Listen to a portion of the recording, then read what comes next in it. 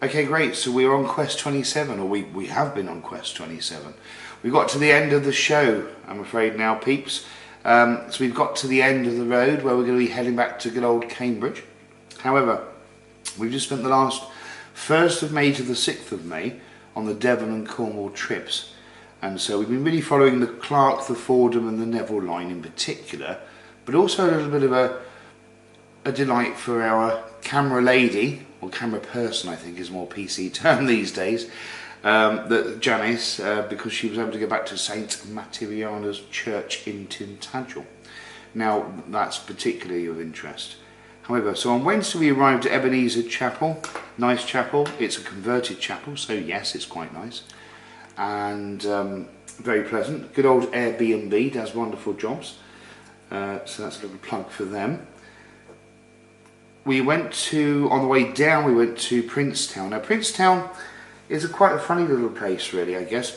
You've got St Michael's Church, and that covers John Neville, who was born the 20th of April 1773. Now he's my 6th great uncle.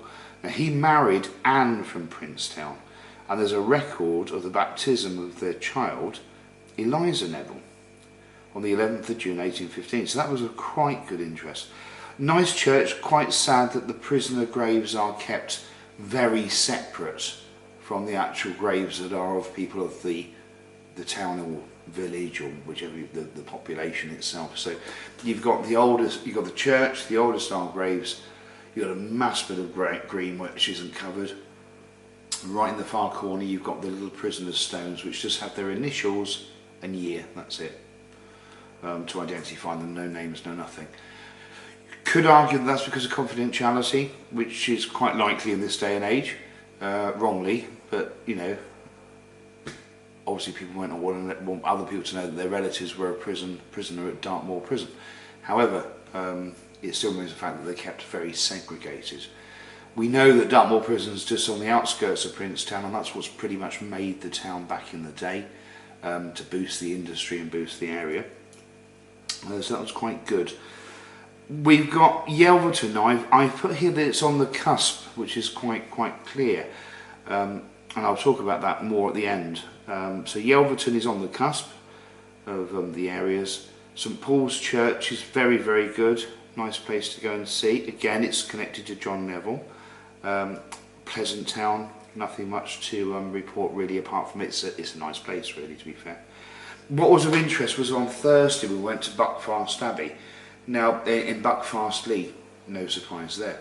Buckfast Abbey is a wonderful abbey. I won't talk too much about all the general things of each church because we've covered that already on the videos that we've made and the documents that we've made on photographs, and obviously that will go online. So for fear of repeating myself, it's more of a sort of view and take on the areas. Now Buckfast is quite nice. It's a valid place to be. It's certainly above 750 foot, that's for sure. So that's quite useful. And then Exmouth, we went there just to have a little look on the marina, which was nice to see the actual caves and the actual cliff tops, the Jurassic cruise as they call it. And it's interesting to see the different sediments of land. It just makes one realise how volatile the land really is and how much soil is really at the top of each land surface, because you know it doesn't go down forever. It's a section where it's soil and mud as we know it today, and then we've obviously got the various sediments going down. But what was obvious is you could see the old earthquake lines and movements, and even the cruise operator makes a reference to the earthquakes. And let's not forget that, because England has quite a large volume of old earth faults, quake faults, fault lines that are covering the entire length and breadth of the UK in its entirety. So when anyone thinks about, it's quite nice to be above 750 foot, above the current sea level, that's all well and good, but they must take into account the fact of the earthquakes and the fault lines as well, and that's going to have a big impact on them, for sure, because as we all know, they're pretty much like a domino effect in certain things. You get seismic activity in one area, that triggers off to the next area, and so on and so forth. So it's just being mindful of that really. So that was interesting to see from the Stuart Line cruises, just to give them a little plug there as well. Now Dartmouth Castle on the Friday, that was Friday the 3rd of May, that was really good. Lovely castle, lovely, very nicely restored and fairly user friendly, unless you don't want to venture up to the upper levels of the castle, because that could be a little bit trying for people with disabilities. Certainly was for me a couple of times. But what's more important there at Dartmouth is St Petrock's Church, which is an amazing church, and it's just a shame that it's pretty much just on the sea level baseline really. So one always questions how long that area would be there moving forward another decade. It's hardly likely to be there, but we'll wait and see how time unfolds with that one. Kingsbridge, St Edmund King and Martyr Church in 4th Street in Kingsbridge.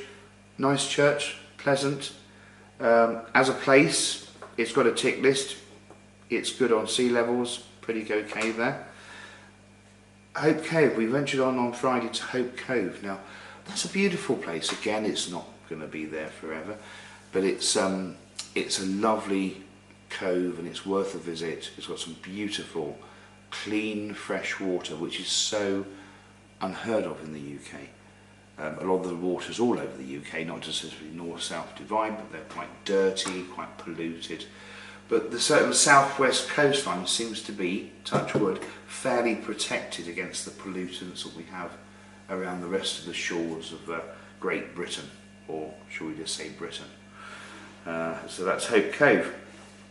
Clovelly, All Saints Church, lovely church. Nice little walk down there. You go past the gardens on the right hand side. That was on the Saturday, so that was yesterday, and very, very nice. Interesting to note that if you ever want to go to Clovelly, the cars are banned. You can only get the cars up to a main car park, which is fine because it's a private owned village. However, I do take umbrage to them trying to charge you £7.75 for the privilege of going through the gates to enter their said village. Now, I don't really care how many comments that I'll get about Clovelly. I would like to say it's a nice place. I've only seen a couple of pictures on the internet. I wanted to film down there and see that for its beauty, but come on guys, £7.75. I mean, who are you trying to rip off there? Really, honestly. If you need some grants to get your village done, go for the lottery grants. Don't rip off the people that want to come and see you. You know, it's I found it quite absurd, to be quite frank. So, and I'll stick to that. So Clovelly, the church is lovely. That's actually free, inverted commas, because it's just on the outside of the village. But it's a most surreal setup to think that they can charge people £7.75. Come on, really. However, so that was Clovelly. Doesn't get a tick on my tick list, I'm afraid. But it was nice to see the church to get some boxes closed, for want of a better term. Now, on Saturday we went therefore on to Boscastle. Now, Boscastle, an amazing place, what can I say? And again, I'm going to upset, you can't please everybody all the time. That's the reality of life, isn't it? You can never please every single person in the world. Who cares? But I do draw the line about people talking about tree hugging and how it was lovely that someone stayed in the tree for a period of time and people brought food to him. The Witchcraft Museum there is interesting. I think it's more demonic, I think it's more negative energies, and I think anyone that goes there would need a good hand on a garnet stone when they left to get some kind of positive energy back, because quite frankly it drains the hell out of you. So again, why you'd want to pay a £5 to go and get your energy drained and have your head bit meshed up by a load of rubbish and gobbledygook, I have no idea. But if that's what if that trips your trigger, then hey, go and see it. Say, you know, tick your bucket list, say you've been there. Not impressed would be the operative word. And term. So that was Boscastle. Boscastle, as we know, it had some issues with waters years ago, washed away. Horrible incident on the people of the village. And the people are very friendly there. So set aside the little witchy make-believe thing, and then we get the reality of the people there, which are quite pleasant and quite affording in courtesy, really. So that's good. It's so lovely to see the Gardnerians, you know. I mean, you know, the witchcraft has only been alive since the 50s. Come on, guys, you know, it's been around for a lot more years, but much more in secrecy. But the reawakening, I mean, Gardner's got a lot to answer for, you know. You've got every Tom, Dick and Harry running around with a little cape saying they're a witch. Come on, really? Seriously? Oh, my friend says on the YouTube, are you serious? Come on, get a grip, guys, honestly, get a grip. However, so Bos Castle isn't too bad. Beautiful little place to go and visit for tourism. Try and avoid the little bit of the witchy bit. Regards to Tintagel, beautiful. What can I say about Tintagel? It's an amazing place. So that ticks all my boxes, apart from, yes, you're quite right, it's below 750 foot, guys. So go and get it whilst you can. Tintagel, lovely. St. Materiana's Church, wonderful. Direct connection to Mary Magdalene. I'd love anyone to challenge me on that one. It would be quite humorous, I guess. But it's generally, St. Materiana's Church is definitely connected to the Magdalene line, and it's got the King Arthur Halls. We know that's been built already, but there's things below King Arthur Halls that many people wouldn't even realise. There's a natural spring that releases a high volume of positive energy for a multitude of reasons that I'm not going to put on camera. But the King Arthur Halls is very much worthwhile going to have a look round. They always talk about the Arthurian legend, but let's not forget that we've got Lancelot d'Esposini, born in 520 AD in France, who travelled to England and said arrived on the shores of Tintagel. That's fact, that's not fiction, that's not some kind of myth and legend, that's real hard fact. So when we start thinking about, oh hang on, his name's Lancelot, that's a little bit odd, isn't it, for the time? You know, 520 AD, Lancelot suddenly arrives. Interesting. So it does boggle the mind a little bit and make you wonder, you know, what if? And let's face it, guys, there's got a bit more chance of a little bit of people walking around with a little wand, waving it around with a little cape over themselves, calling themselves, inverted commas, witches. How wonderful. God, get me alive. Okay, so moving on to Sunday, we've got the All Saints Church in Oakhampton. What a wonderful church. Oakhampton ticks the boxes. Wonderful. Yes, it's above 750 foot, guys. It will be at least once the actual movements happen within the world. And so that's rather interesting. Really nice place. First records for there were in 980 AD, but we know for fact that Oakhampton was one of the settlements of the Saxons, so that predates the 980 saga. That goes back in time a little bit to there. Going on to St Andrew's Church in Morton Hampstead. Occasionally you get the odd church that you walk in and you think, is this really a church? Does it really have any spirit or energy? Sorry guys in Morton Hampstead if I'm upsetting you there. It is how I feel about it. It's pretty much dead as the dodo has been for many years. There's not 1 ounce of energy left in the building. Yes, it looked nice and yes, it's been kept clean and that, but I don't see any sense of spirituality at all in Morton Hampstead. Good luck with that one. It doesn't tick my list, I'm afraid, guys. So St Andrew's Church, shame because it's St Andrew and I've got a great connection to St Andrew anyway in my own personal belief systems, but what a shame, what a letdown. That was one. St Werber, or Werber, but it's Werber, St Werber Church in Wembury. What is this place about? It is wonderful, absolutely glorious. It's how every church should make them their models upon. Wembury has everything that every church should have. It's got the character, the style, the energy, the enthusiasm, and it's absolutely wonderful. The views across the cliff tops are beautiful. There's, as my learned friend said, there's something nice about seeing a graveyard overlooking a cliff and an ocean. And yes, it is actually. It's a really, really nice. I put a little tweet on Twitter earlier on about how the life meets the sea at the magic and mystical, or the hidden and mystical. So how life does meet the sea at the hidden and mystical Wembury. It's because it's so hidden, it's like a little gem, it's the gem, absolute pure gem of Devon, and anyone should go there and see it. The little cove is lovely, fresh water as well, non-commercialised, and they even give you, no word of a doubt, you can even take free in the house of God. very rare these days, you can take a little prayer card. Now, whoever came up with this idea needs an absolute medal and a first class entry through the gates, because I think that's wonderful, and every church should have prayer cards for people to take away. Because what a wonderful thing to do, actually. Really thoughtful, very generous, and most importantly, it's sincere. So that's lovely. So we've got St Werburgh's Church. Now, if anyone knows about St Werburgh's Church, we've got the 14th century. We know it was built sometime around 1312, 1320.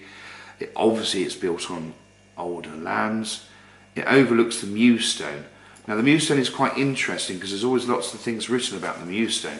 Now, in particular, the Mewstone, as we know, is visible from Wembury Beach. Now, it's the Mewstone, M-E-W stone, Mewstone, is a triangular island which is pretty much uninhabited. But it has been used as a prison in the past. It's a little island, and it has been a private home. Now, it was a refuge for local smugglers back in the day, but I think I'd like to focus on the fact that it was a prison that became a home, because there was a chap called Sam Wakeman. Now, he was meant to be, as back in the day, you know, criminals being transported to Australia. You know, there you are, off you go, that's it, that's your prison now, out of the British Empire, go off to Australia, that's you done, you know, we don't want you back on these shores again, never dirty our oceans ever again around beaches. And they would go off to Australia. However, Sam avoided that transfer to Australia, and he took the option, I don't know how that option came about, but he took the option to go to the Mewstone, the triangular island, where he spent 7 years interned as a prisoner. In other words, he wasn't allowed to leave or go, he had to just be there on that lump of land. Now, what becomes more interesting is that after his 7 years, he wished and wanted to stay on that piece of land. Now, he stayed on that piece of land, and therefore he was no longer a prisoner, he was a tenant. So it was expected that he would have to pay some kind of fee or trade. And so he paid his rent by supplying rabbits for the manor house table from that piece of island. So there's lots of wildlife on there. Now, in today's world, this is very interesting, guys. In today's world, no visitors are allowed there. It's restricted because it's now classed as a bird sanctuary. So therefore, no one's allowed to go there. What a better way to hide some truths than to turn something into a bird sanctuary and stop all human life going there. What a wonderful little treasure that could be. It does make you wonder what's involved in that particular Mewstone, why it's so energetic when you are fairly close to it, and what secrets does it hide beneath. Very interesting. So we also know from St Werburgh's Church that we have Saxons taken over, as we already mentioned, and there's a direct connection to Ely in Cambridgeshire. Now, we know that the granddaughter, a princess, who was the granddaughter of Erkenbert, the King of Kent at the time, because as we know, that, as I mentioned on the video earlier on, there was various kings for various parts of kingdoms. There wasn't one king or queen, there was various kings all over the lands. So the King of Kent, which I guess in today's world would be a Mayor of Kent, I guess, or something like that, or the Earl of Kent, I guess. So that the King of Kent, Erkenbert, his granddaughter was very much tied into the Ely connection up in Cambridgeshire. Now we're looking at quite some considerable miles back in the day, so I'll leave you to ponder about the actual, what's that connection, how does it come about, how do we get 2 points of the shores suddenly meeting. So, some interesting points there to think about. Quest 27 has been quite an eye-opener for many respects. So just to recap on that, we have Oakhampton, 100% gets my vote. We have Gunnis Lake, 100% gets my vote. We have Kingsbridge, 100% gets my vote. And then we have, on the cusp, almost like a fourth place, Yelverton. So they're the main things. Me personally, Gunnis Lake wins every time, but all those 4 places that I've just mentioned as a collective all have their pros and cons, like any place really. And the main thing is that people are really friendly. There's not so much traffic down here, although the roads don't allow you to have the volume of traffic that you do in the inner cities and things. They're more like lanes rather than roads, which is perfect, providing you drive according to the environment. And it can be a really pleasant trip for anyone who wishes to come down. So guys, don't jump on that £39 return flight with Go, or whatever you call it these days, BMI baby, jet, whatever. Think about, before you spend that 39 quid on a cheap return flight to Spain or Malaga, yeah, think about your own country, think about the beauties that are here, and think about, more importantly, the hidden treasures that you may not even know about. And you're not learning about your own culture, but you'd rather jump on a plane and go off to Spain or somewhere else. But, you know your own lands. You know, this is where you were born, presumably, or some of you were. And yeah, just appreciate it, embrace it, and enjoy it.